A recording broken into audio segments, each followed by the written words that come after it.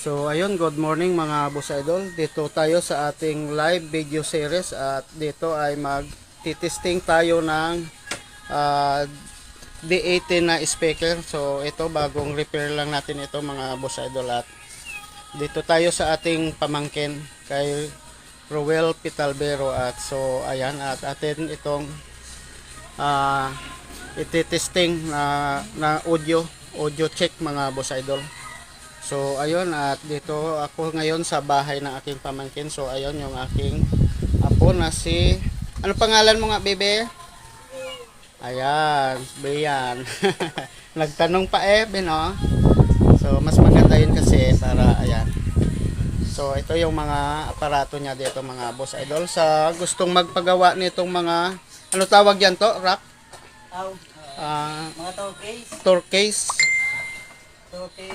So ayun sa gustong magpagawa mga boss idol ng torque case pang sound system, i-PM nyo lang itong aking pamangkin na si Roel Pitalbero sa kanyang Facebook page.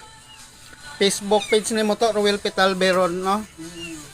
So ayun, Roel Pitalbero mga boss idol sa kanyang Facebook page, i-follow nyo rin siya mga boss idol. Sa kanyang YouTube account, Bauhag ang kanyang YouTube mga boss idol.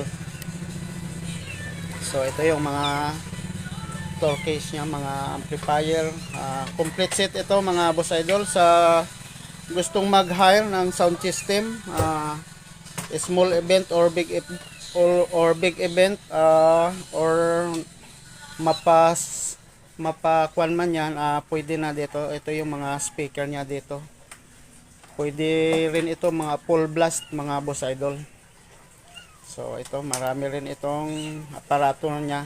Kompleto na rin siya. Yung kuan na lang ang kulang, LED.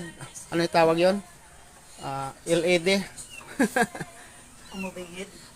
Hindi, itong LED baga na monitor. LED wall na lang ang kulang mga boss idol. Para ayun. So ito at ating itatry ito kung maganda yung pagka repair ng ating DC8 na speaker na 1200 watts mga boss idol.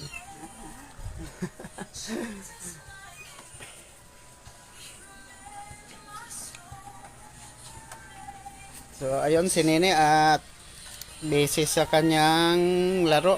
Mag-hi ka muna ni sa ating live. Hi. So ayun, napakabait na bata.